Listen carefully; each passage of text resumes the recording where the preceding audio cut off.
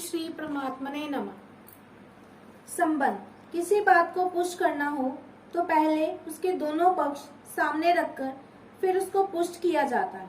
यहाँ भगवान निष्काम भाव को पुष्ट करना चाहते हैं, अतः पीछे के 3 श्लोकों में सकाम भाव वालों का वर्णन करके अब आगे के श्लोक में निष्काम होने की प्रेरणा करते हैं।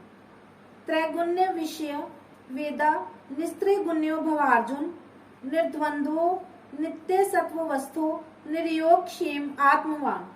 यहाँ वेदों से तात्पर्य वेदों के उस अंश से है जिसमें तीनों गुणों का और तीनों गुणों के कार्य स्वर्ग आदि भोग भूमियों का वर्णन है। यहाँ उपयुक्त पदों का तात्पर्य वेदों की निंदा में नहीं है, प्रत्युत निष्काम भाव की महिमा में है। जैसे हीरे के वर्णन के साथ साथ कांच का वर्णन किया जाए तो उसका तात्पर्य कांच की निंदा करने में नहीं है, प्रत्युत हीरे की महिमा बताने में है। ऐसे ही यहाँ निष्काम भाव की महिमा बताने के लिए ही वेदों के सकाम भाव का वर्णन आया है, निंदा के लिए नहीं। वेद केवल तीनों गुणों का कार्य संसार का ही वर्णन करने वाले हैं, ऐसी बात भी नहीं है। वेदों में परमात्मा और उनकी प्राप्ति के साधनों का भी वर्णन हुआ है। हे अर्जुन, तू तीनों गुणों के कार्य रूप संसार की इच्छा का त्याग करके असंसारी बन जा, अर्थात संसार से ऊंचा उठ जा। संसार से ऊंचा उठने के लिए राग द्वेष आदि द्वंद्वों से रहित होने की बड़ी भारी आवश्यकता है, क्योंकि ये ही वास्तव में मनुष्य के शत्रु हैं, अर्थात उसको संसार में फंसाने वाले हैं। इसलिए तू संपूर्ण द्वंद्वों से रहित हो जा। यहाँ भगवान अर्जुन को निर्द्वंद होने की आज्ञा क्यों दे रहे हैं? कारण कि द्वंद्वों से सम्मोह होता है, संसार में फसावट होती है। जब साधक निर्द्वंद्व होता है तभी वह दृढ़ होकर भजन कर सकता है। निर्द्वंद्व होने से साधक सुख पूर्वक संसार बंधन से मुक्त हो जाता है। निर्द्वंद्व होने से मूढ़ता चली जाती है। निर्द्वंद्व होने से साधक कर्म करता हुआ भी बंधता नहीं। तात्पर्य है कि साधक की साधना निर्द्वंद्व होने से ही दृढ़ होती है। इसलिए भगवान अर्जुन को निर्द्वंद्व होने की आज्ञा देते हैं।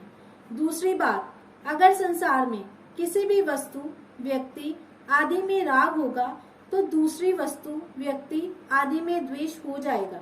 ये नियम है। ऐसा होने पर भगवान की उपेक्षा हो जाएगी। ये भी एक प्रकार का द्वेष है। परंतु जब साधक का भगवान में प्रेम हो जाएगा तब संसार से द्वेष नहीं होगा, प्रत्युत संसार से स्वाभाविक उपरति हो जाएगी। उपरति होने की पहली अवस्था ये होगी कि साधक का प्रतिकूलता में द्वेष नहीं होगा, किंतु उसकी उपेक्षा होगी। उपेक्षा के बाद उदासीनता होगी और उदासीनता के बाद उपरति होगी। उपरति में राग द्वेष सर्वथा मिट जाते हैं। इस क्रम में अगर सूक्ष्मता से देखा जाए तो उपेक्षा में राग द्वेष के संस्कार रहते हैं, उदासीनता में राग द्वेष की सत्ता रहती है और उपरति में राग द्वेष के ना संस्कार रहते हैं ना सत्ता रहती है, किंतु राग द्वेष का सर्वथा अभाव हो जाता है। द्वंद्वों से रहित होने का उपाय ये है कि जो नित्य निरंतर रहने वाला सर्वत्व परिपूर्ण परमात्मा है तो उसी में निरंतर स्थित रहे। तो योग और क्षेम की इच्छा भी मत रख, क्योंकि जो केवल मेरे परायण होते हैं उनके योग क्षेम का वहन मैं स्वयं करता हूँ। तू केवल परमात्मा के परायण हो जा। एक परमात्मा प्राप्ति का ही लक्ष्य रख। परिशिष्ट भाव, निर्द्वंद्व, वास्तव में जड़ चेतन सत असत, नित्य अनित्य, नाशवान अविनाशी आदि का भेद भी द्वंद्व है। योग और क्षेम की चाहना भी द्वंद्व है। द्वंद्व होने से सब कुछ भगवान ही है, इस वास्तविकता का अनुभव नहीं होता। कारण कि जब सब कुछ भगवान ही है तो फिर जड़ चेतन आदि का द्वंद्व कैसे रह सकता है? इसलिए भगवान ने अमृत और मृत्यु, सत और असत दोनों को अपना स्वरूप बताया है। अमृतम चैव मृत्युश्च सत सच्चा हम अर्जुन। संबंध। तीनों गुणों से रहित निर्द्वंद्व आदि हो जाने से क्या होगा, इसे आगे के श्लोक में बताते हैं।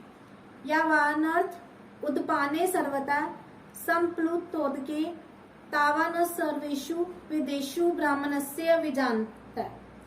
जल से सर्वथा परिपूर्ण, स्वच्छ, निर्मल महान सरोवर के प्राप्त होने पर मनुष्य को छोटे छोटे जलाशयों की कुछ भी आवश्यकता नहीं रहती, कारण कि छोटे से जलाशय में अगर हाथ पैर धोए जाएं तो उसमें मिट्टी घुल जाने से वह जल स्नान के लायक नहीं रहता, और अगर उसमें स्नान किया जाए तो वह जल कपड़े धोने के लायक नहीं रहता, और यदि उसमें कपड़े धो जाए तो वह जल पीने के लायक नहीं रहता।